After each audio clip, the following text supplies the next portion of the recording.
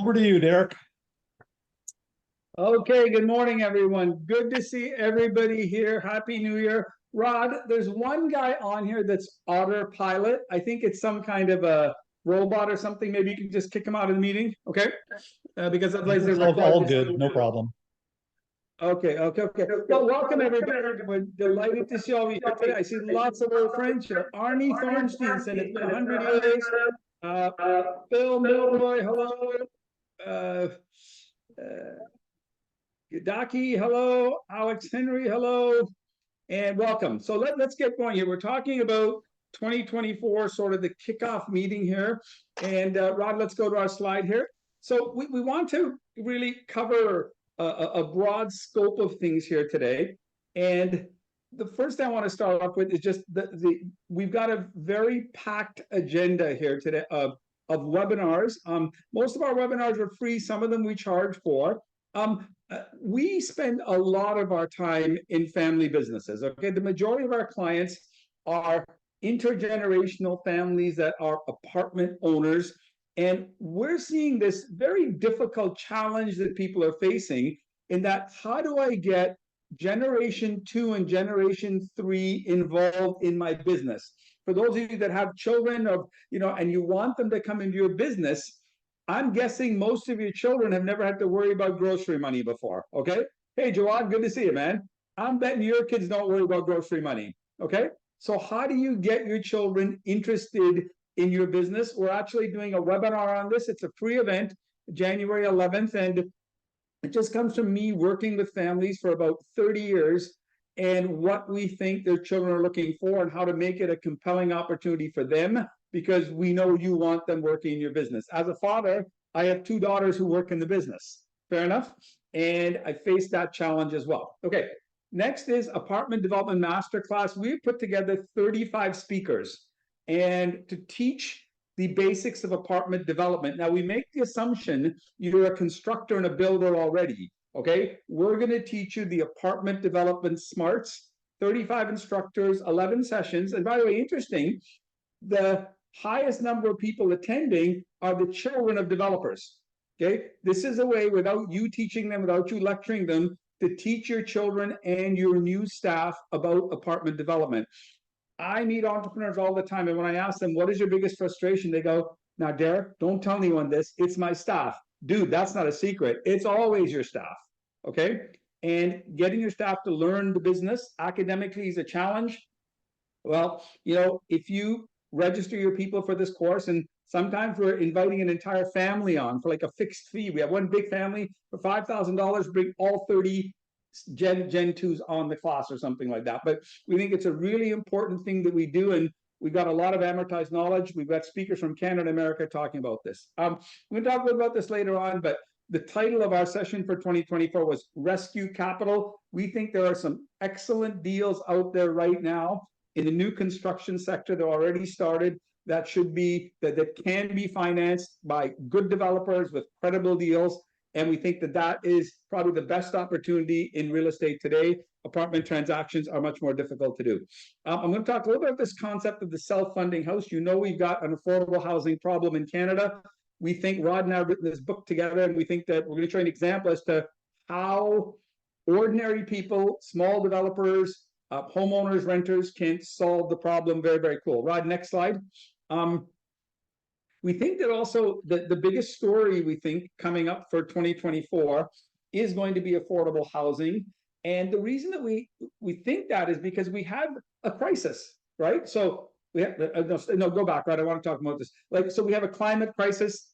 They're jumping through hoops to solve this problem we can hardly define.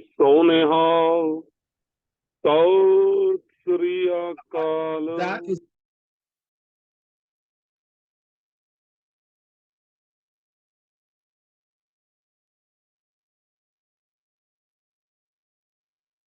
mute. Okay, here I am. Can you hear me? Just give me a thumbs up, Carolyn. Okay, good. Okay, you're good to go. We think that while there's a lot of gloom and doom in the marketplace, we think the Alberta marketplace is particularly attractive in a different cycle than we are, let's say, Eastern Canada. And again, tied to that is the idea of We're going to do a full seminar on how to restructure new apartment construction and how to participate in joint venture. That's a 2-hour session. And then the last one is on office conversion. We did this a couple of years ago. We were too early. The marketplace wasn't ready for it yet. Our goal is always to be at the leading edge of what's going on in the apartment sector, but we think that office conversion is going to become a bigger story in the next couple of years. Okay, Rod, slide. So one of the questions that it's not related to what we do, but it sort of is. One of the questions I hear all the time people say is, how will my children ever afford a home? Okay. And the second question is, how do we create affordable rental housing? And so we sat down and said, what if we could solve that problem without the government? What if they actually backed off, then tried to do more? Okay. So the average house price in Canada is $750,000. Now, in Toronto, that makes no sense, but across the country, it's $750,000. Now, it costs about $75,000 to build a basement apartment, okay? So let's put that in at the time of construction, because it's much cheaper to put in there, okay? And then let's say, okay, so shockingly, at today's interest rates, it's going to cost about you need to have a family income, about $179,000 to afford what I would consider almost a basic house. That is the dream stolen from people. Not their fault, not our fault. It's just life. Okay. But that's what we're saying it costs up in a basement apartment. Now, let's go to the second model. And that basement apartment's already there. And let's assume you rent that basement apartment out for $1,500. It's 750 square foot apartment, $2 per square foot. Nobody's going to argue with that. Okay. Hey, Marty. Okay. And if you get that rent and the bank recognizes that rent, which they're starting to, and we're working with several banks right now to do this, the income required by that young person or that couple or whatever drops to $117,000 because the rental revenue is recognized at, dollar for dollar. Now, amazingly, look what happens if, as a young person, you choose to live in the basement, okay, and you rent the upstairs up for $2,900 a month, okay? Your income, providing income with a down payment, okay, and there's another story, we won't get into that, but how we help you do that, drops to $56,000, right? And so how does a young person afford a house? They become a landlord. How do you create affordable rental housing? Here it is, getting created in 3 months, okay? Not 10 years, because it takes 10 years for the government to build a high rise or fund people, and things like that. Okay. All right. So Rod, next slide. So that is the story behind the self-funding house. If you're interested in that, type in the self-funding house. The book's available on Amazon. Interesting enough, a lot of parents bought it as Christmas gifts and so on for their children. So today's topic, look, you can read it right there. Let's go to the next slide, Rod. Okay, so what's good? Look, 2023 was a tough year for a lot of us. Okay, apartments have been stable. There were no deals out there on apartment building because anybody got in trouble. So if you're a buyer, it was a slow year. Okay, apartments are typically low leverage, so even when people are refinancing, they were still good. Rents are strong everywhere. Vacancies are low everywhere. Prices are holding, transactions are low, there's no bargains. So if you are an apartment owner in the apartment asset class, you did not have a bad year. You just had the kind of year that everybody had, which was, staffing, services, all that kind of stuff what was bad. The only people who are having a better year than apartments are the hotel guys. And thank goodness for the hotel. I mean, they went through hell during COVID, but they're all up probably by 25%. In terms of profitability, RevPAR, occupancy, and things like that. So hotels are rocking, apartments are solid. Okay, next slide, Rod. So where are we in the real estate cycle? And it's interesting, Canada is not a homogeneous country. If I were to show this cycle in, let's say, Saskatchewan or Alberta, people would be excited, confident, impatient, you know what I mean? They'd be on kind of the left-hand side. If I showed this to people in Ontario and Quebec, they would be talking more about regret, fear, panic, and things like that, right? So it's not consistent across the country, but I'm going to sort of call and say that Eastern Canada is kind of the bottom half of this thing. Western Canada is kind of the left-handed side of thing. And so we're thinking very differently. In Alberta, people are moving ahead with projects more so, and just you feel the difference. We spend a lot of time in Western Canada, and we can see that difference, and we think that it's very, very justified. Okay, all right, Rod, next slide, please. Apartment transactions. I don't think we got December's in here yet, but you can see that the blue bar chart shows the number of transactions. It's sort of steadily going down. It's a little better than January. You can see January 2023 was like 16, 17 around there. It's like 21, 22, but way down from the number of 90 before, right? Or higher numbers in the 60s, 70s, 80s, and 90s. And that's because there's a disconnect between buyer and seller in terms of pricing, right? And you can the average price, that's the purple line, is also going down. It is harder to do bigger deals. In 2022, we did a $570 million deal and a 200 and I forgot now. $220 million, $207 million deal. Sorry. Both those deals, if we had to do them today, would be very, very difficult to do. And they probably wouldn't be at that price. And certainly the number of buyers at that price is very, very small compared to the number of buyers that we would have had, let's say 18, 19, 20, 21, you know, and so on. So, Rod, let's keep going. So what I want to talk about today is, you know, a lot of what we do, okay, and this is tied to the topic of sort of rescue capital, okay? And rescue capital is an overstatement of the word. If a guy needs rescuing, you probably don't want to go rescue him. But if a guy needs money on a good deal and he's willing to give up some of his equity, that may be a great deal. So a lot of what we do and how we react is driven by our mindset and how we feel. So after having discussions with, I'm going to say 100 developers, okay, this is sort of my overall summary and conclusion about how developers are thinking. Okay, so number one, I would say that the number one and the easiest thing to do, and sometimes the right thing to do, is pause. Okay, and the closer you are, I think, to a downtown area like the city of Toronto or something like that, the more likely it is that you paused. Okay, so if you were building a 30-story high-rise with 6 levels of underground parking, that deal doesn't pencil out anywhere near where it would have before because of construction costs, interest rates, and so on. So the most logical thing to do was to pause. So you're sailing a ship from Halifax to London, England. All of a sudden there's a fog and all the instruments on your boat fail. Well, the smartest thing to do would be to just pause.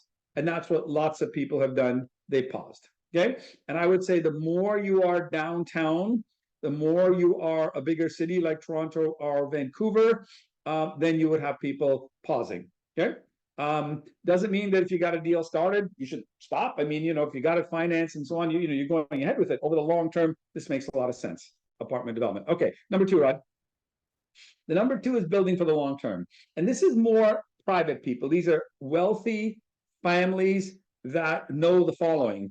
40 years ago, I built a building for $10 million. My father built a building for $10 million, and today it's worth $100 million. And that's probably, that math is pretty close. If I build a $10 million building today, I know in 40 years it'll be worth $100 million, probably more given the inflation that we're going to get in the future, right? And that's one of the friend of apartment ownership is inflation. So people are saying, look, I'm building apartments right now for the long term. I may think that next year or the following year is foggy, but I know it's clear in year 5, year 6, year 7, year 10, or whatever that case is, because I've been in the apartment business for a long time. So that's people who are building for the long term. They're not thinking about the short term. They're going ahead. Oftentimes they've got low financing, sometimes no financing, but they love the apartment business. They made their fortune in it, and that's where they're staying. Okay. Number three. Number three is kind of like number two, except you just don't have that cash. So you believe in the apartment story. So while things might seem a little wonky today, you believe interest rates are going to go down. You believe land costs might go down. You believe construction costs might go down. Therefore, and cap rates will go down. And so you're building into the story. We invest our clients' money and our own money into developers who believe in the story. Fair enough? Because we believe the story, and we've seen this over and over again. Okay, so people are building based on that. Number four. Number four is, and this is probably the scary one. I think I call it the US model, is a developer who builds for fees. he may not even be a developer, he may be a promoter. Okay, so there's a construction or development fee, 3-5%, whatever it is. I mean, some developers just have to build because they need that. So they might raise the money and go ahead and build the deal. They need to get the fees to live, keep the kids in private school, and they're hoping for a promote. Okay, and so that to me is sort of the scarier deals. We wouldn't be putting our money or our clients' money in a deal like that. We're looking for someone who's been doing this for a while, for the long term, and so on. Okay. The next scenario, I would call this the, build smaller and build slower. It's kind of like a combination of number one and number two. So we've got clients who normally build 250 unit buildings. They're saying, look, we love the business. We've got a machine we've got to feed. But, things look a little concerning here in central Canada. And so they're just building smaller buildings. One of my clients went out and purchased a site, and he got his kids to build a 20-unit building, and he's building an 80-unit building, right? And so he just said, look, I'm not betting the farm right now, but this is my core business. I want to keep my team together. I want to keep my toe in the water, building smaller building. Another developer is planning to build started 4 buildings, and he was just going to build one every 6 months. They were small buildings, 60 units each. I just moved the trades over. It was a logical, efficient thing to do. But, he said, you know what? Maybe I won't make as much money, but I'm going to build one. I'm going to stabilize. I'm going to finance it. Then I'm going to build my second one. Then I'll build my third. But you know what? If the market picks up, I'll just pick up speed, right? So that's what I say. It's like building smaller and slower. Okay. Number 6 would be, it's hard to do, easy to say, hard to do. Okay. Look, apartment development is not going away. It can't go away. We've got a housing problem. We certainly have a rental housing problem. It's called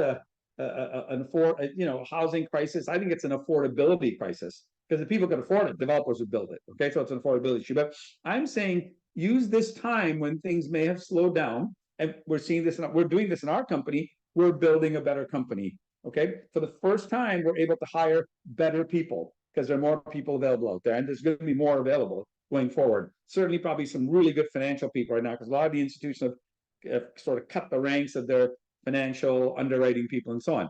So I'm saying use this time to build a better company, acquire land, acquire skills, create standard operating practices, and get ready for what in all likelihood is a rich apartment development opportunity. Okay.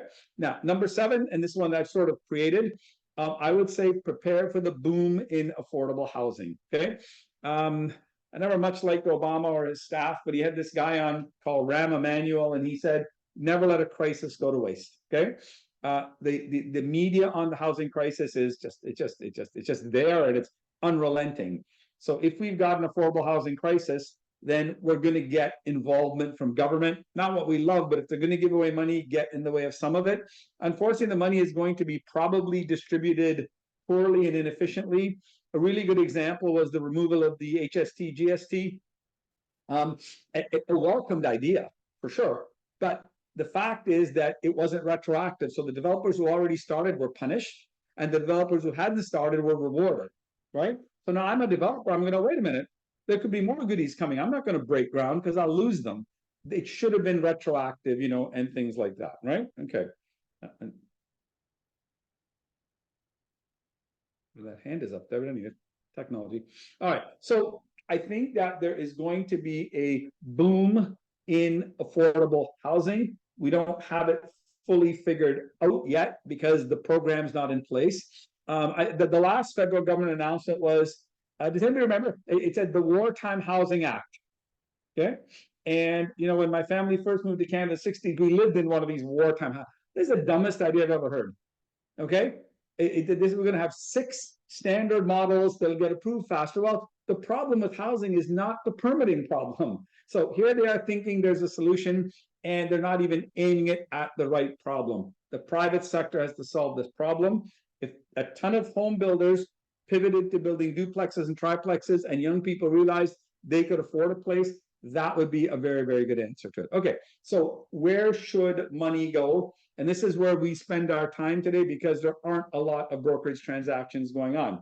So there is a ton of money sitting on the sidelines.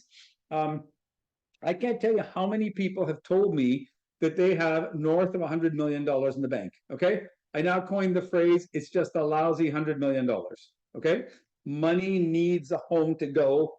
It's our job to take that money and move it into the apartment sector where you can get great stable returns, do the right thing. Nobody's just going to do the right thing not to make money, but the housing, apartment development opportunity in Canada is significant. So where should money go? Rod, slide. Okay.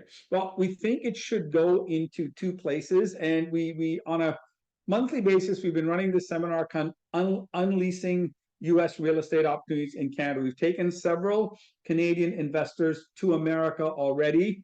We're pretty close to having our first deal done in the Midwest in the U.S. in a 3-story garden apartment affordable housing project. Not top of the market. There's a swimming pool there because everybody in the U.S. has a swimming pool.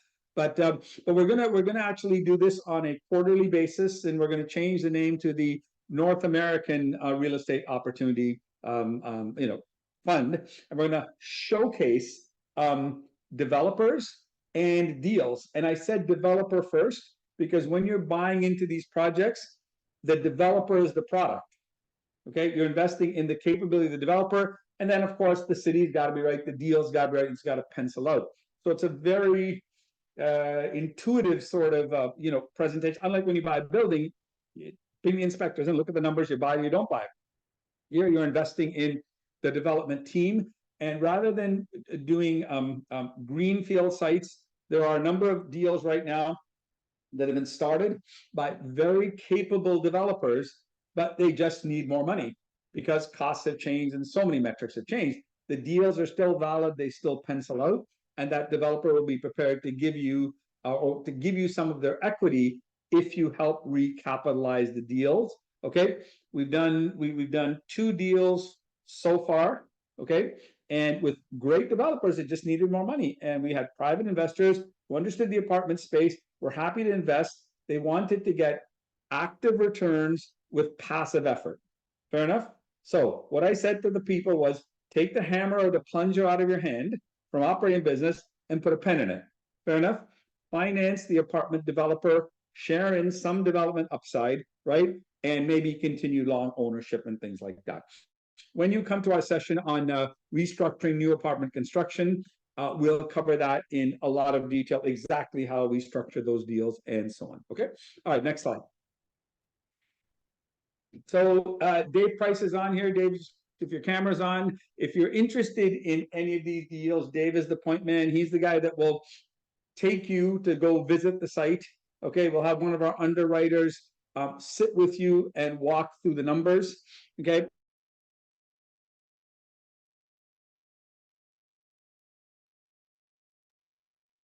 Oh, we'll get Derek back here in a second. Looks like he just froze up on us. Yeah. Okay. Can you see me? Yeah, you're back now in audio, Derek. Go ahead. Okay. Okay. Yeah. My camera's frozen for some reason. It would take me a minute to unstick it here. Okay. So I hope I just don't like a really stunned look on my face. Sometimes when you catch it just at that moment. Okay. All right. Okay. That's good enough. All right. Okay. So Dave Price is the guy. You can do a QR code with your phone right now if you want to talk to Dave, or there's his contact information. Okay. Slide. So, a couple of deals we're working on right now. We mentioned that we really like Western Canada. Okay. This is a building we've got for sale right now. Building 1 is fully leased up. Building 2 is in lease up. You can see it's a 278 unit building. We listed it for Spray Developments, a Calgary-based developer. But this is the kind of case where this is a stabilized asset. Okay, you're going to buy this building and it's going to be delivered to you, full, right? And so, if you're interested in that, talk to Dave, and our co-broker friend is Harvey Russell in Alberta. The other one is the Ledge on Lakeshore. This is in Kelowna, BC. If you've ever been to Kelowna, you'll see the growth there. That's the Okanagan Lake. Lake Okanagan right there. You can just see in the foreground a little bit. This deal has already been started by an experienced developer. This is what I would call a recapitalization deal. It's 1,000 units, high end of the market, basically 4 different product types. You can see the townhouses in the back there. Those are already built. So what we're saying is, it's not like we're bringing you in any deal a developer with a rendering and a dream. We're bringing you something that's already started. Construction contracts are let, and so on. So to a large extent, the deal is de-risked. but you can make developer profit, right? Passively. Okay, next slide. Dave Price again. He's everywhere. Okay. So what are the trends in 2024? Nobody knows. The world is very uncertain, but some of the ones that we think is that maybe not in the apartment asset class, but in some of the asset classes, I think that developers are going to be less patient, or lenders are going to be less patient, right? And we think that there's a fair bit of extend and pretend going on, and so maybe there will be more deals that go into the ditch. Those are painful when they do happen, and then it's a long workout process to the receiver and to the bank and so on. We think there's going to be more office conversion. It's not that this is not an easy business. If anybody's ever done an office conversion, I think the phrase is it takes you twice as long to do and costs you twice as much. I've been involved in an office conversion. That was true. Still made money at the end of the day because sometimes your acquisition of the office is, pretty cheap. But I don't think that there are any people who are actively going across the country saying we want to buy office buildings and convert them as a business. But I think there are people who own office buildings or who've done it before that they're one of. So I'm not sure it's a scalable business or something like that. And I think it's a local business. So if I'm from Toronto and I'm a developer, I don't know if I want to go to Calgary and an office conversion. It's hard enough to do one than being an out-of-town guy. But I think if there are capable local guys there, then the returns from an office conversion can be significant. I talked to an architect who does a lot of office conversion. He said only about 10% of buildings, of office buildings, lend themselves to conversion. But we're going to do a webinar on it, really, really detailed stuff on it. And so if you're interested in that, it's coming up in the future.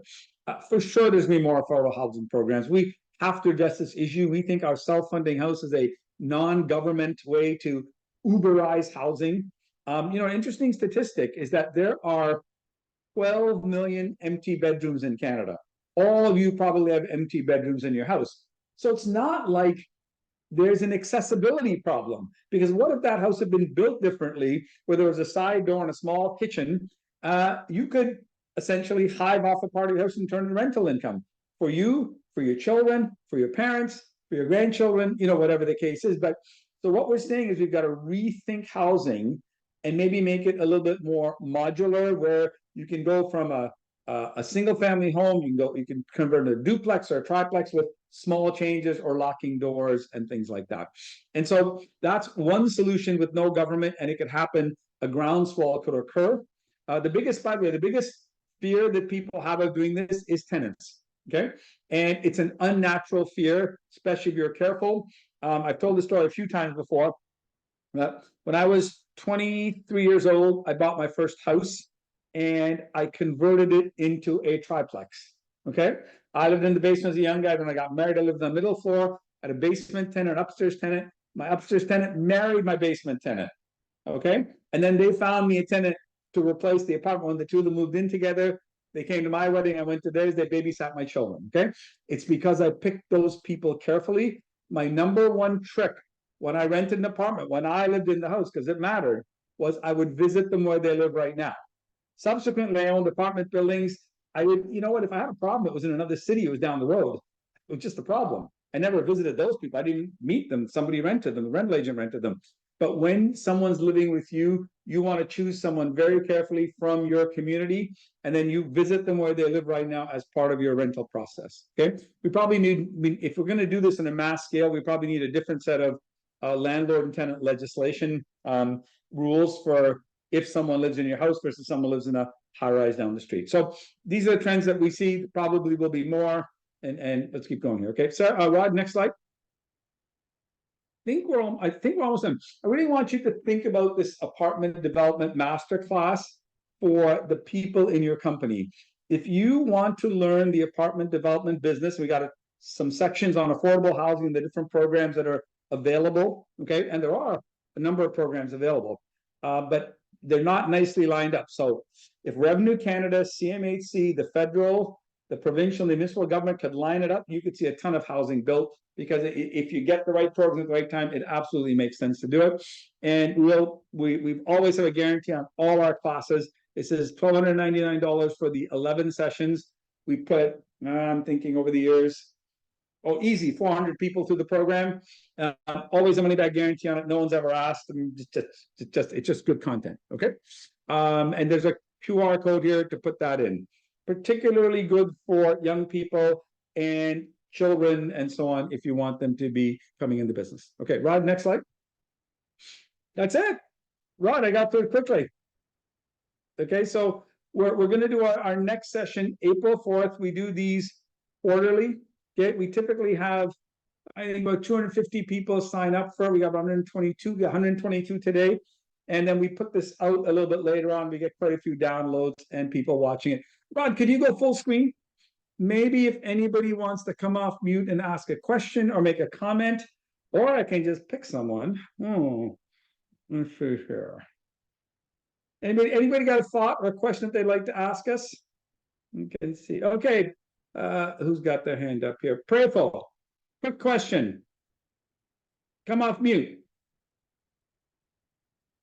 Hi, good morning. That's excellent presentation. Very good ideas. Derek, you always come with unique ideas, which is very rare in Canada or North America. Question. You're very kind, Prayerful. By the way, Prayerful's my father, so he always says stuff like that. No, he's not. He's not. He looks like my dad. Prayerful, go ahead. Anyway, basically, how would we promote these self-funding houses whereby we are protected because we can then go after the real estate market?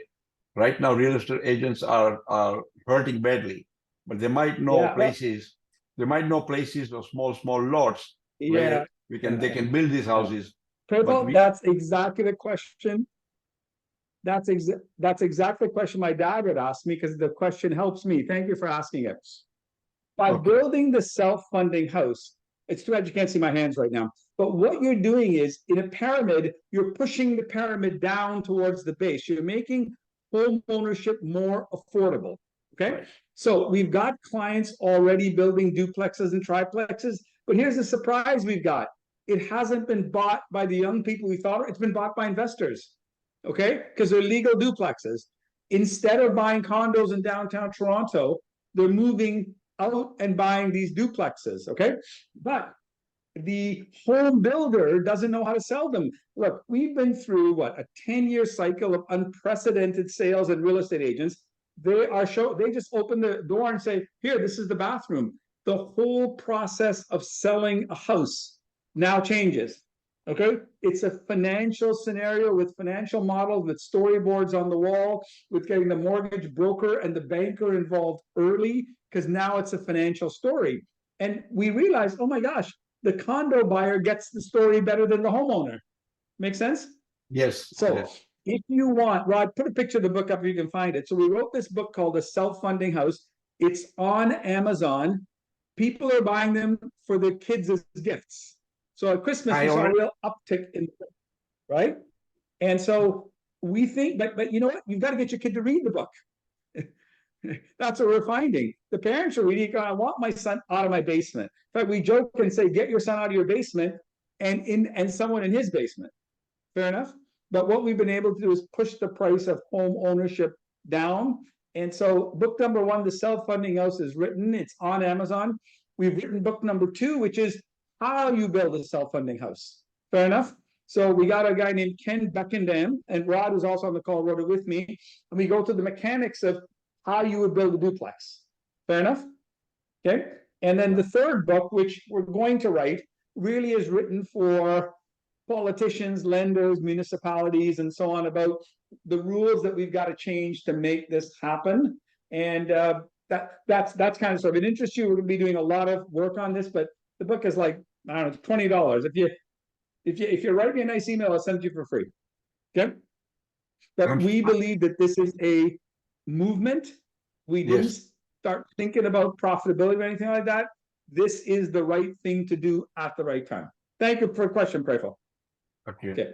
But how would we make the money? Us, if we bring real estate agents or somebody gets excited. Okay, fantastic. How would we make the money? Right. So if you're a real estate professional, okay, if you're a mortgage broker, Prayful, okay, mortgage brokerage fees for people who understand this will be there, and you'll occur. Look, very small data, but we're outselling duplexes 2 to 1 to regular houses for the one developer we're working for right now.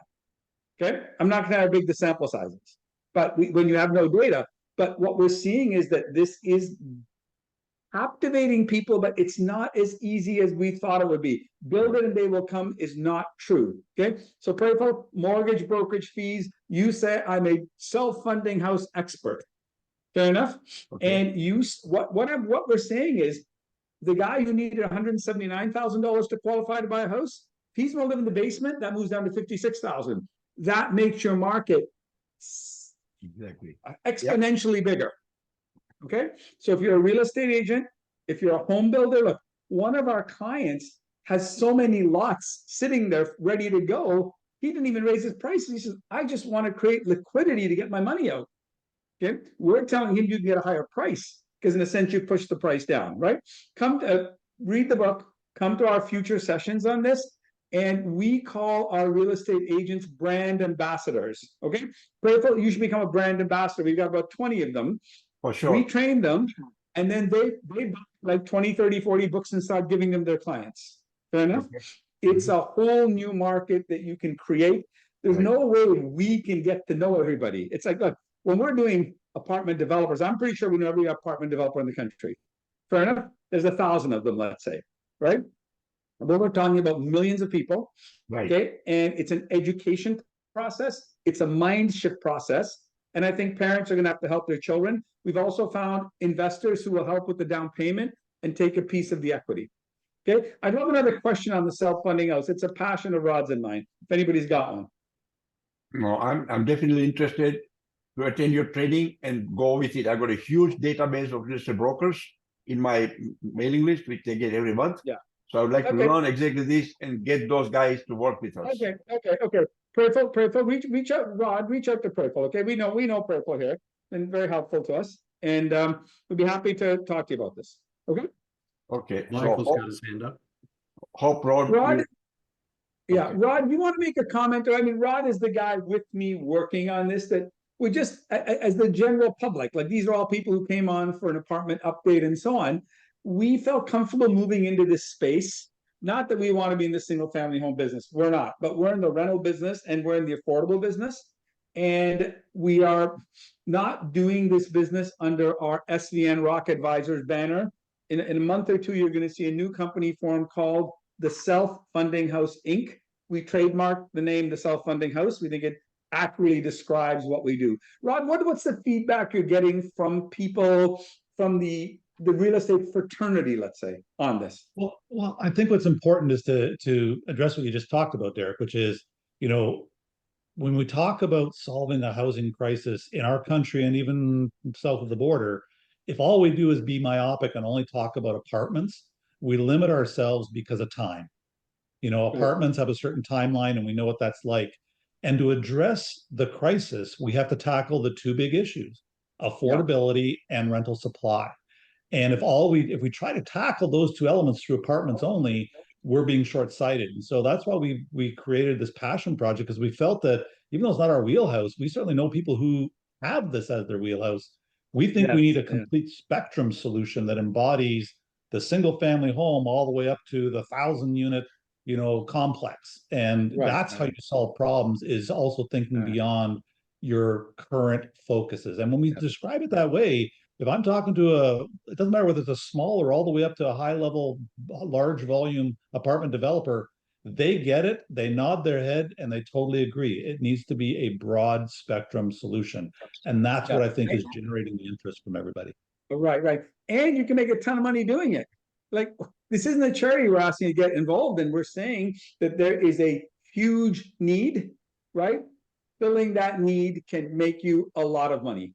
Okay. Yeah. And it's I think a good point gonna... there, Derek, is, for the developers and this audience we're talking to right now, who didn't come here to talk about single family houses, they're here for the apartment industry, is they probably would be shocked to hear that there's more than 20 revenue streams that they could tap into when the spectrum goes beyond just the apartment.